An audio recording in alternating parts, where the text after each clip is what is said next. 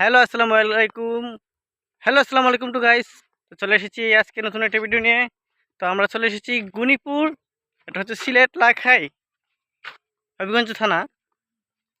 গ্রামটাও কি সুন্দর, খুবই সুন্দর।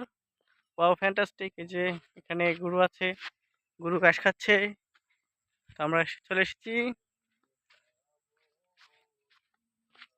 এই যে আমার সাথে দুজন আছে, বড় ভাই। তো আপনারা দেখতে থাকুন এবং এনজয় করতে থাকুন গ্রামটি। পিছে পুরোটাই সবুজ, যেদিকে তাকাই ওইদিকে তাকাই ওইদিকেই সবুজ, যেদিকে তাকাই ওইদিকেই সবুজ, সবুজ আর সবুজ। তো আমাদের শহরের মতন আমাদের। ওরা দুজন ভিডিও করতেছে, হাঁটতেছে আর ভিডিও করতেছে। তো আমি ব্লগটা বানিয়ে নিচ্ছি। এ দেখেন গরু, এতক্ষণ গরুটা আমার দিকে তাকিয়েছিল। এই যে গরুটা কোথায়, এই গরুটা, এই গরু, এই হাম্বা ঘাস খাইতেছে, আমার দিকে কোনো মনোযোগী নাই, আমাকে পাত্তাই দিল না। তো আমি চলে যাচ্ছি এখান থেকে।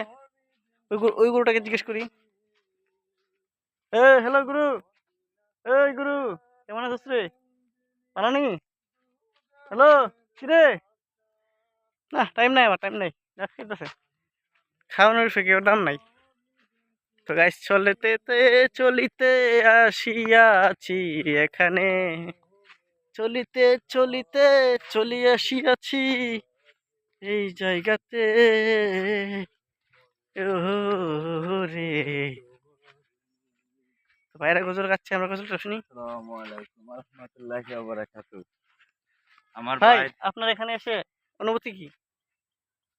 আপনার এখানে অনুভূতিটা কি? অনুভূতি অনেক সুন্দর। আচ্ছা, এই জায়গাটা কিরকম লেগেছে আপনার? এই জায়গাটা অনেক ভালো লাগছে। আচ্ছা, আর কিছু বলতে চান এই জায়গাটা নিয়ে? না। ভাই ভিডিও করতেছেন? আচ্ছা, এই জায়গাটার নাম কি? এই জায়গাটার নাম হইছে ডমন্ডলের মধ্যস্থলে। হুম, এটার নাম হইছে মুরমুরি ডেক। মুরমুরি ড্যাম। হুম। কি জায়গা? মুরমুরি ড্যাম। ওই যে আচ্ছা, গাছ দিয়ে ভালো লাগলো গাছে নামটা শুনে।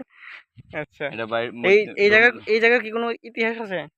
হ্যাঁ, ইতিহাস বলতে এখানে রাত্রে বেলা মানুষ হুম, আসা যাওয়া করতে পারে না। বাজার থেকে আসলেই হুম। মানে চুরি করে সবকিছু রেখে দিত। আপনার এলাকার মানুষ খুব ভালো না ভাইয়া? ভালা খারাপ ভাই, এখন আগে আসিল এখন নাই বর্তমানে। আচ্ছা, আগের চাইতে পরিবর্তন হইছে। এখন হুম, রাত্রে চলাফেরা করলেও মনে করি এরকম ধরনের হয় না? কোনো হয় না। আগে হতো। আগের চাইতে এখন ভালো হইছে। চোর কি কখনো ধরা পড়ছে? হুম? চোর কি কখনো ধরা টরা পড়ছে? হ্যাঁ, আগে ধরা পড়ছিল। মার দিছে নি? মার বলতে মাইরা ২ জনরে জায়গাতেই মারা পড়ছিল। একশো না। তো গাইস আপনারা এখানে এলে ব্যাগটা গুছিয়ে সাবধানে আসবেন। এলাকাটা খুবই ডেঞ্জারাস, চুরের অতিক্রম বেশি। আমার প্রাণে খুদে মাঝ ভান্ডারে নিন্দা করলে ক্ষতি কি আমার আমার।